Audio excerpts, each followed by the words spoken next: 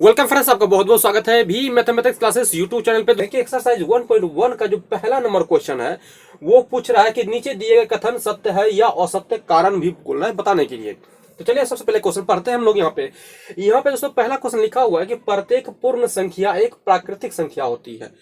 चलिए हम बात करते हैं यहाँ पे कि पूर्ण संख्या हमने बताया था और प्राकृतिक संख्या भी बताया था, बेसिक वीडियो में हमने बताया है। प्राकृतिक संख्या यानी गिनती की संख्या को बोलते हैं प्राकृतिक संख्या, यानी 1 2 3 4 से लेकर के अनंत तक।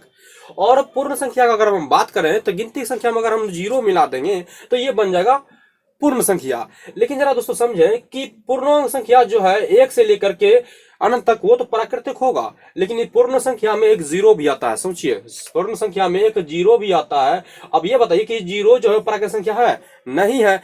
इसीलिए ये कथन क्या है? गलत है, क्योंकि 0 जो है वो पूर्ण संख्या है और 0 प्राकृतिक संख्या में आता नहीं है। तो यहाँ पर आप लिख सकते हैं कि 0 पूर्ण संख्या है। 0 पूर्ण, इसका आंसर लिख देते हैं हम लोग दोस्तों। 0 पूर्ण संख्या है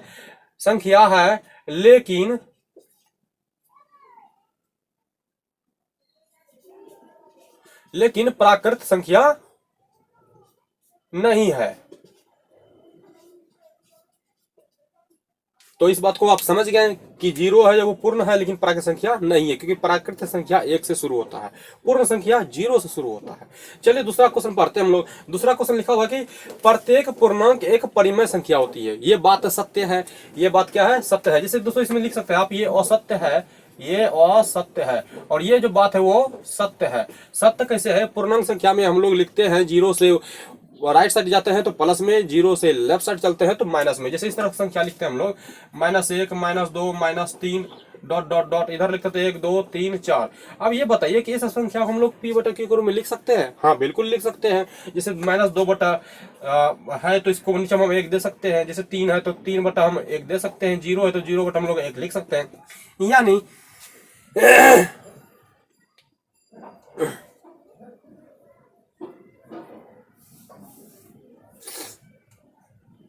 सॉरी दोस्तों, ये जो एग्जांपल है वो ये एग्जांपल इसमें होना चाहिए था, हमने यहाँ पे लिख दिया है तो कोई दिक्कत नहीं है, टेंशन लेना नहीं है। तो यहाँ पे हमने बताया कि पूर्णांक संख्या जो है वो परिमेय संख्या हो सकती है, यानी ये बात सत्य है। तो देखिए पूर्णांक को हमने परिमेय के रूप में लिखा है, यानी ये बात हम लोग लिख सकते हैं कि परिमेय संख्या जो है, पूर्णांक संख्या जो है, पूर्णांक संख्या परिमेय संख्या हो सकती है, परिमेय संख्या होती है।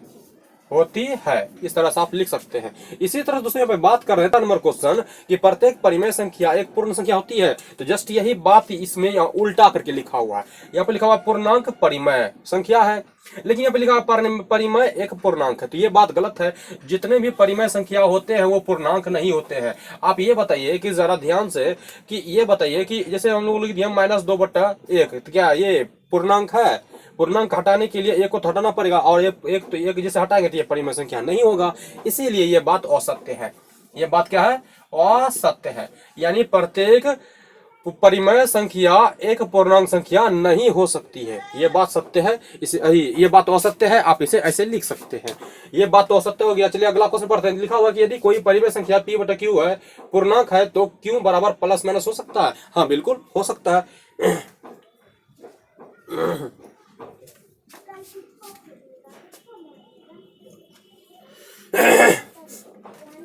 दोस्तों पे अगला जो क्वेश्चन लिखा हुआ है वो लिखा हुआ है कि यदि कोई परिमेय संख्या p बटा q पूर्णांक है तो q प्लस माइनस हो सकता है? तो कतई नहीं होगा। नीचे वाला जो कभी भी प्लस माइनस q जो है नहीं होना चाहिए, क्योंकि वहां पे लिखा हुआ है इसका परिमेय संख्या का आपने परिभाषा जरूर सुना होगा कि जिसे p बटा q के रूप में लिख सकते हैं, और q बराबर 0 के नहीं होना चाहिए।